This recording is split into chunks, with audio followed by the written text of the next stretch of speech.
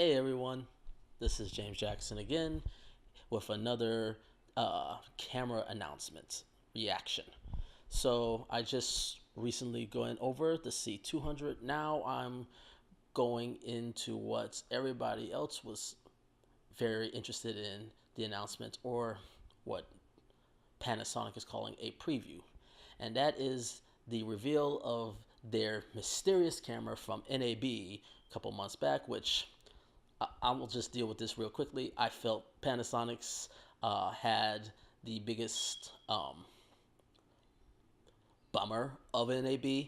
The fact that there was basically, let's be honest, it basically was a cock tease. They was like, we ain't gonna tell you anything. Just wait 2 more months to actually. It was an announcement of an announcement, and but ranting aside, let's go on. Let's actually go into the camera. The new camera, the EVA1 or the AU EVA1. And it is a very interesting camera for what it's capable of doing, what they are saying is doing. But the question is, can it deliver on these features?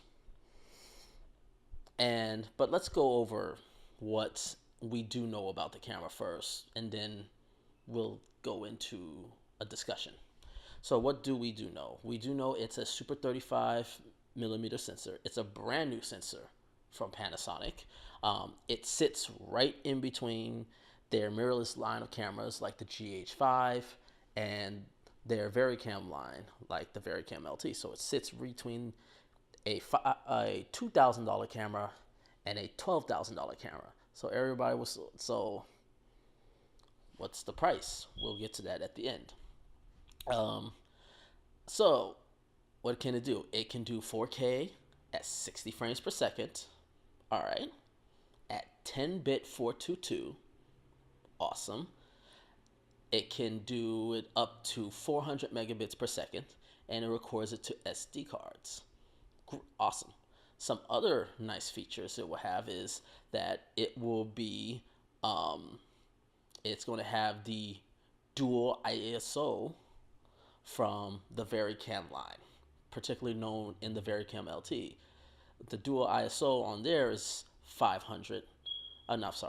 Is 800 ISO, which is like most cinema line cameras is around 800, and then there's a 5000 ISO, which basically allows you to get cleaner and sharper noises in underlit situations. And things that I've seen, it's a very, very powerful system. So another notch that can compete it against the Canon cameras like the newly announced C200. We also know that they're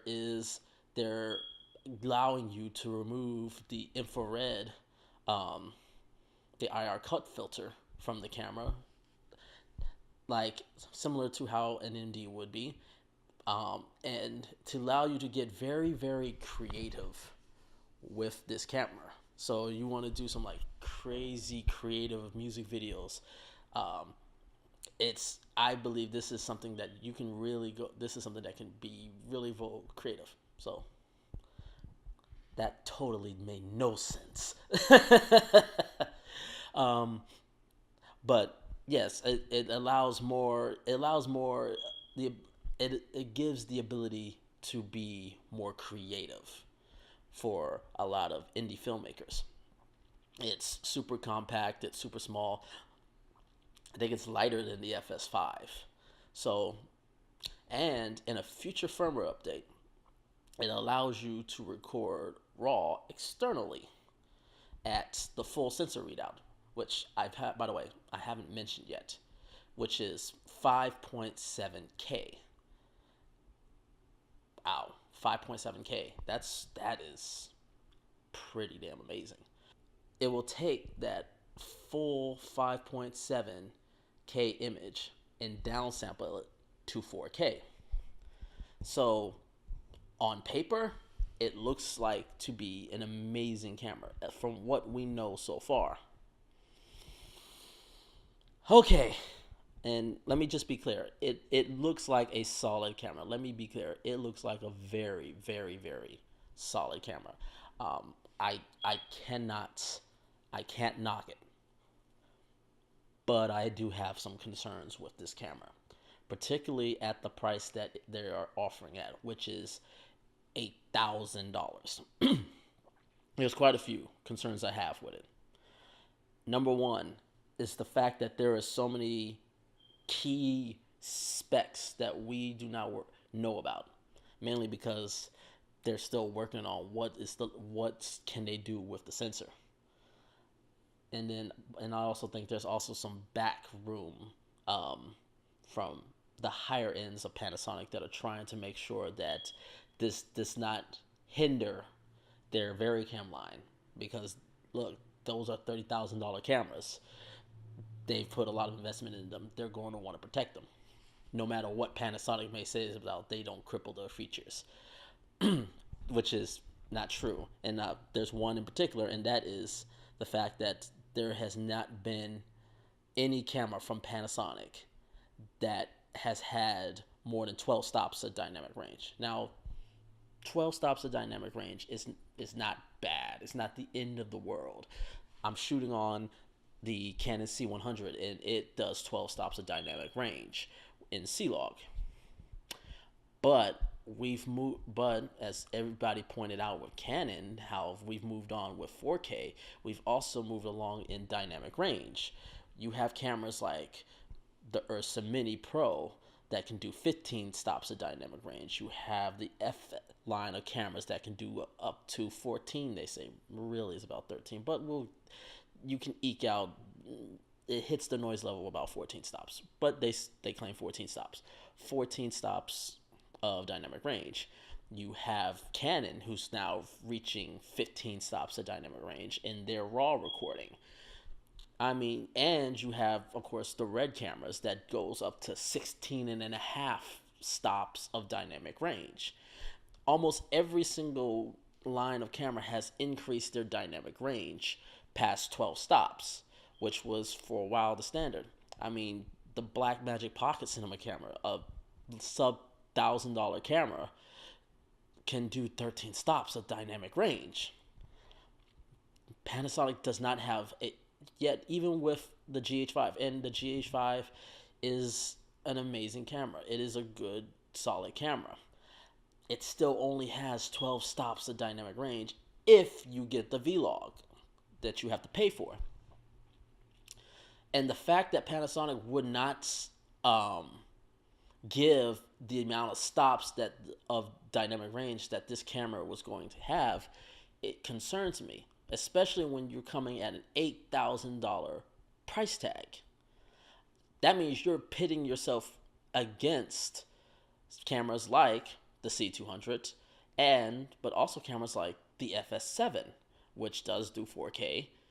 Oh, I'm sorry, there is another feature that I totally forgot. It does, in 2K, it does up to 240 frames per second. Another great win. Great win. So, but the FS7, which has been around for a couple years now, can do 1080 at 240 frames per second. The FS5, which has been out for a couple years around, can do 240 frames per second. The FS7, back to the FS7, can do 4K at 60 frames per second. It can output RAW externally right now. With this, you have to wait. But the real, to me, the 900-pound gorilla in the room problem is that it's like, oh, in a future firmware update, we can shoot RAW externally at 5.7K. Which, you hear that, you're like, great, I can't wait. Sounds amazing. One problem.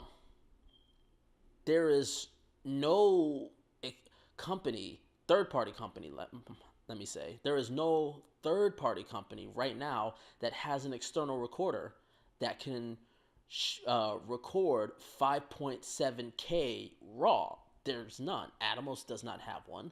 Odyssey doesn't have one. Blackmagic doesn't have one. Which means to me that this is going to be an exclusive proprietary product you would have to get from Panasonic, which Let's be honest. And if that business sense, if there is no other company that does it, it's going to be, and it's only coming from Panasonic. Well, that's I guarantee you, it's an expensive add-on, and we're not even talking about the potential of them just adding on a cost to actually download the firmware. Because let's remember, they charge you just to get the vlog profile, just to get vlog. They could go the route that Sony went, which is charge you anywhere between $500 to $600 just to be able to put in the firmware. But so you're talking $600 and then maybe a $3,000 recorder. Okay, so now you're talking about, instead of $8,000, you're going into $12,000. Well, now you just entered Red Raven territory, and you're now talking about C300 Mark II. And there's just, and I'm, that is what's really holding me back. It's just that to get the full use of that camera to what they're trying to do, um, it's going to be hard to convince people, especially when you're coming at a price point higher than the C200. When we can basically just strip down the C200, just get what the stuff that we need. For like me, it's like $7,000, and then throw in, an Atomos like Ninja, throw in an Atomos Ninja 2, and I got 10-bit 422 and 1080. I don't really need it in 4K and UHD, and then of course they record raw internally, and that's, now some people will come out and say, well, we can. I'm pretty sure Atomos is going to make a recorder. Why? It, to me, it does, that would not make any sense. It makes no sense for a third party company to make a device for one camera, a camera that they don't even know will be successful, because again, the full specs are not released. There's still so much about this camera we don't know. If there was other camera companies like Sony or Canon that had an export out where you can record raw at that high of a resolution, or even 6K, then I would say Canon would do it. But there is none.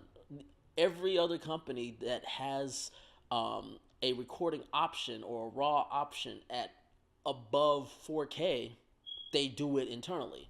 And there's really only three companies. Ari, mainly Red and Blackmagic with their 4.6K sensor, and then Red with all their newer line with their Dragon sensor cameras. They're the only ones that do it. So it makes, and they all record to ProRes or they record raw internally. So if I'm Atomos, I don't see a benefit. I don't see a reason to do it.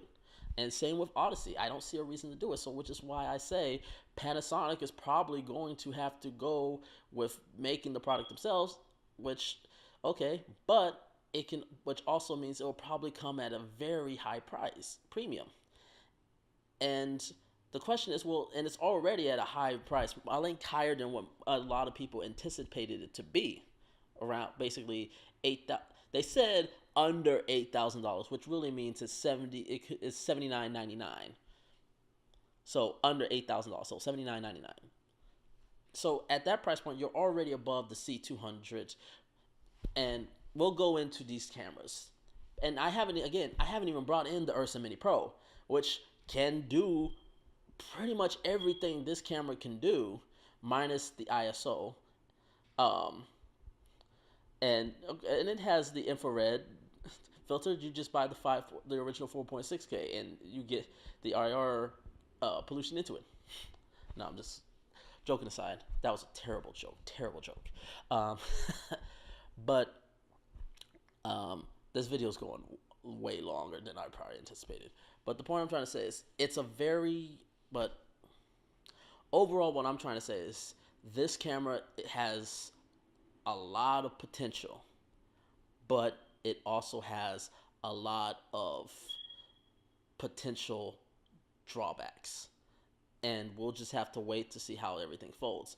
I want to get into the Canon and Panasonic, but I'm going to do that in a separate video. So because this one's gone long enough, but let me know, what do you guys think about the announcement of the Panasonic's EVA1. I'm just gonna call her Eva. Eva sounds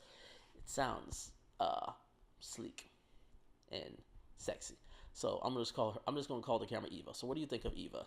Uh, leave your comments in this. Leave your comments down below. Like, subscribe, and keep me up. I'm gonna definitely try to get more content to you guys on a continual basis. All right, take care.